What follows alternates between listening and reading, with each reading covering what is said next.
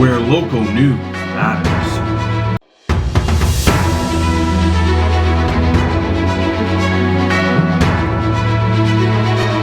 Welcome to News at Night. I'm Colette Linden for Monday, January the 4th, 2021.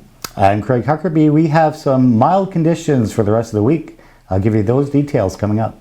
The leaderships of the Association of Iroquois and Allied Indians are taken aback that Mike Harris, who served as the Premier, is to receive the Order of Ontario. Grand Chief Joel Abrams states that Mike Harris being named to receive this Order of Ontario is an insult to everyone. His involvement in long-term care facilities that put profit over seniors' lives during a pandemic, and the contaminated water scandal in Walkerton that could have been prevented. The Order of Ontario was made to honor individuals that have left a lasting legacy in the province. Grand Chief Joel Abrams said by appointing Mike Harris, the message seems to be that a lasting legacy doesn't necessarily have to be a good one. Numerous people lost their lives, families have been hurt, and many others continue to pay for the atrocities that he has committed. Students across Ontario will return to the virtual classroom today as part of a province-wide lockdown. The measure ends for students in Northern Ontario and elementary students in Southern Ontario after the first week back from winter break. High schoolers in Southern Ontario will continue online learning until January the 25th. The move is part of a provincial lockdown that began on Boxing Day and is set to last until January the 9th in Northern Ontario and January 23rd in Southern Ontario. It comes after a long weekend that saw record-breaking COVID-19 case counts. The province logged 3,363 new cases on Saturday, up from Thursday's record of 3,328. Yesterday, it recorded 2,964 new cases and 25 deaths. A COVID-19 outbreak has been declared at Extendicare Mapleview. Algoma Public Health declared an outbreak at the Mapleview in the late evening of December 31st, 2020, following confirmation of COVID-19 in 2 staff members. APH is working closely with Extendicare Mapleview's care team to take further preventative actions to protect staff and residents. At this time, the 2 staff members remain in isolation to prevent further transmission. Surveillance testing of Extendicare Mapleview staff and residents are in the process of being completed. Available lab results have been negative. As the remainder of results become available, Extendicare Mapleview will continue to provide updates to resident staff, family, and family members. Any family member, staff, or essential visitors who have questions, please connect with Mapleview at 705-574-3000. The 2021 Coldest Night of the Year will be a COVID-friendly event to help raise money and awareness for charities serving those experiencing homelessness, hurt, and hunger. 2 options this year are virtual participation on any day of February, or register for the safe in-person walk and receive a specific send-off time slot. The limited option will get you a mask, toque, and bowl of chili to take home. To register for the in-person walk day on the 20th or to participate virtually, please visit cnoy.org/Sault Ste. Marie. On January the 2nd, officers with patrol services arrested 56-year-old Leslie McDermott for assault causing bodily harm. It's alleged the accused approached the victim near their residence in the 0 to 100 block of Albert Street East, struck a victim with a hammer, and attempted to strike them again. The victim was able to leave the area and notify police. They were later transported to hospital with serious injuries. Police located the accused in the same area as the incident and was arrested. She is charged with assault causing bodily harm and possession of a weapon for a dangerous purpose and is held for wash court. On January the 3rd, officers arrested 32-year-old Olivia Shadell. At 12:49 a.m., it is alleged that the accused attended a residence of a person known to her in the 500 block of Goulet Avenue, threatened the victim, and damaged a door by stabbing it with a knife. Police were notified and upon arrival located and arrested the accused. A subsequent search of the area of arrest found the accused to be in the possession of a knife. She is charged with weapons dangerous, uttering threats, mischief under $5,000, and 3 counts of breach of recognizance. She was held for wash court. On January the 2nd at 1:55 p.m., members of the Sault Ste. Marie detachment of the OPP responded to a traffic complaint on Highway 17 north in Van Coffnet Township. The vehicle was located in Sault Ste. Marie, and as a result of the investigation, driver Christopher Klusterhaus, 47 years old of Thunder Bay, was arrested and has been charged with being impaired while operating a vehicle. The accused was released on an appearance notice and is scheduled to appear before the Ontario Court of Justice in Sault Ste. Marie on January the 25th. The accused was issued a 90-day administrative driver's license suspension, and the vehicle has been impounded for 7 days. A building in northern British Columbia where locals pick up their mail, look for work, and seek government help is a place of pain and fear for those who remember it as a residential school. Some of the 175 or so residents in the Indigenous village of Lower Post near the BC-Yukon boundary avoid stepping inside, while others have described feelings of lingering tension at having to enter the building. The former Lower Post residential school operated from 1951 to 1975 and now serves as a post office, employment center, and band office for the De Ludina Council. Premier John Horgan said that after 45 years of lobbying the federal and British Columbia governments, the building is slated for demolition in the spring. Horgan said being inside the building and witnessing the fear of some people who were afraid to enter had a profound effect on him. The Premier said there is now an agreement between the two governments that the building will be torn down and a new administration office built for the people in the region.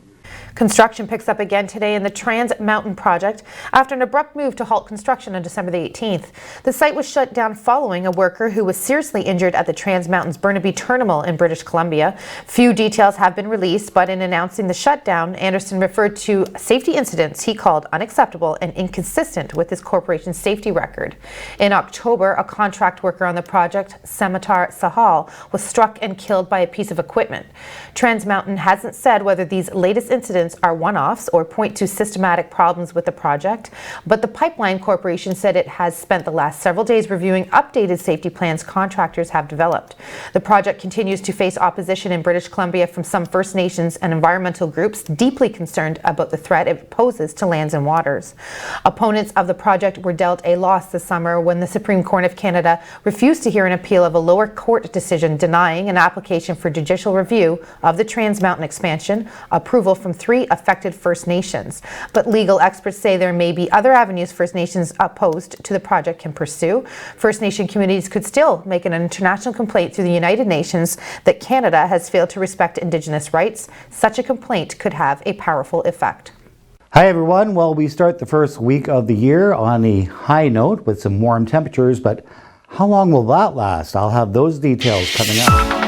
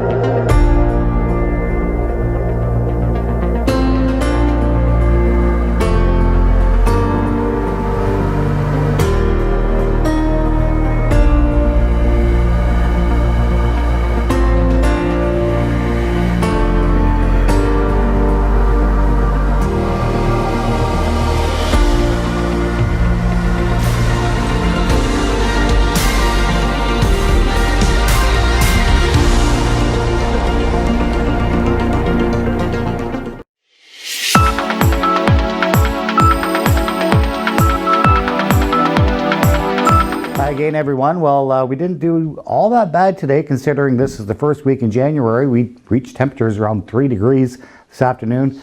Cloudy conditions, those clouds are going to stick with us for most of the night tonight with a chance of freezing drizzle. Really nothing really to worry about. There's just little pockets that may show up, but really not a hard freeze for sure. And temperatures around -4. Around the Horn tonight, temperatures -4 for Thunder Bay. -1 here in the Sault for the evening, dropping to -4 overnight. -2 here in Elliott Lake and Sudbury -2. So really well above seasonal for the entire Northern Ontario. This is how we look on satellite right now. We'll show you what's going on. We have this system here. This may give us a little bit of snow tomorrow. Really, we're not seeing a lot of accumulation. This is kind of getting thinner as it moves towards the Sault, so really nothing to worry about there. We are watching a system here, and we're also watching a high pressure system blocking, which is going to set up for a change later in the month where we could see some snow and we could see some colder temperatures. But right now we're looking pretty good. For the next 3 days, starting tomorrow, there's that little bit of snow, temperatures around 2 degrees, so it's going to be kind of like a wet, mushy snow for tomorrow if we see any. We kind of dry out on Wednesday with a mix of sun and cloud, temperatures about -1, and then -2 to +1 for Thursday with plenty of sun. May even see a little bit of melting going on Thursday.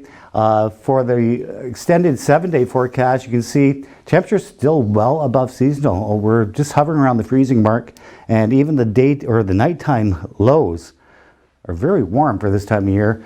Again, those temperatures are going to cool down in about 14 days, but in the next 14 days, we're looking pretty good. That's your weather for right now. Colette is back in just a couple of minutes with more news.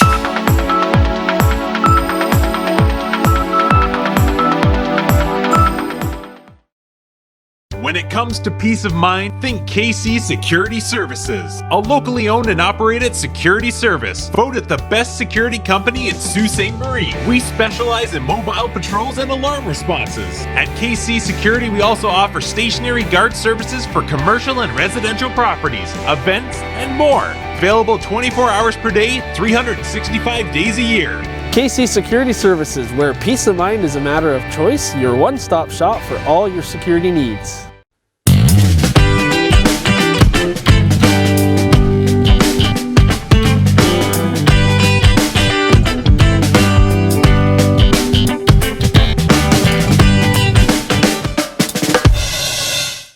For all those times. Every 3 seconds, someone will develop Alzheimer's, a fatal disease that steals your memories and makes you forget the people you love most. Fortunately, there is hope. Today, researchers believe a cure is just a few years away. It's okay, Daddy, you can go. Just go. For just $9 a month, you can fund research for a cure and make history by ending this disease. Where local news matters. The leaderships of the Association of Iroquois and Allied Indians are taken aback that Mike Harris, who served as the Premier, is to receive the Order of Ontario. Grand Chief Joel Abrams states that Mike Harris being named to receive this Order of Ontario is an insult to everyone. His involvement in long-term care facilities that put profit over seniors' lives during a pandemic, and the contaminated water scandal in Walkerton that could have been prevented. The Order of Ontario was made to honor individuals that have left a lasting legacy in the province. Grand Chief Joel Abrams said by appointing Mike Harris, the message seems to be that a lasting legacy doesn't necessarily have to be a good one. Numerous people lost their lives, families have been hurt, and many others continue to pay for the atrocities that he has committed. The Northern Ontario Junior Hockey League announced Saturday that a number of key points relating to the potential restart of the 2020-2021 regular season. It is to be noted, however, that the resumption of league play remains entirely based upon rulings by the province of Ontario and the respective regional public health units in relation to the current lockdown. That is to expire on the 9th of January. The Powassan Voodoos have requested and have received permission for a leave of absence for the remainder of the 2021 season due to ongoing issues associated with the pandemic.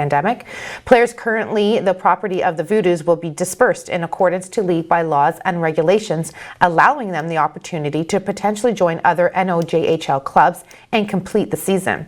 Also, as the Canada's-US borders also remain closed for non-essential travel, the Sioux Eagles continue to be unable to participate in league play.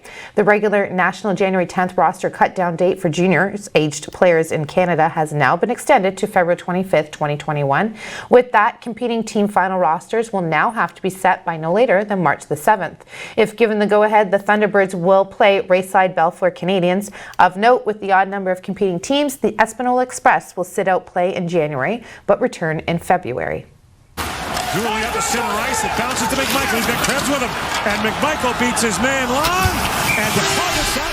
It's red and white night tonight as Team Canada faces off against Russia in semi-final action, a rematch of 2020 gold medal game. The two rivals square off in a Monday night semi-final in Edmonton starting at 6 p.m. tonight for the right to play for gold on Tuesday. Canada has beaten Russia in a final 3 times over the last decade, but a semi-final clash has been rare in that span. The last time the two hockey powers met in a World Junior semi-final was also in Alberta back in 2012, when Russia edged the host country 6-5 in Calgary before falling to Sweden in the championship game. Finland and the U.S. meet in Monday's other semifinal at 9:30 p.m. tonight. Half a dozen Canadians and 3 Russians on this year's rosters faced each other in the 2020 gold medal game in Ostrava, Czech Republic. Canada is attempting to win back-to-back World Junior crowns for the first time since 2008-2009, which capped a run of 5 straight titles. Cars 21-25. Keeps it on the ground. Bangs it down towards the goal line for the touchdown Raiders.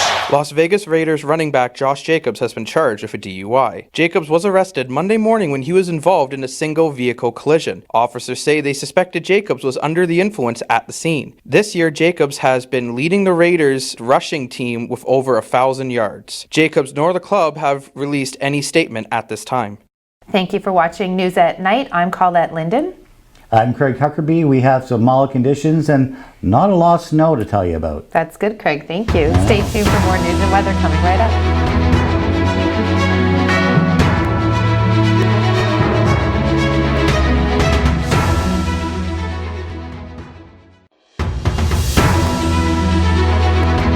Where local news matters.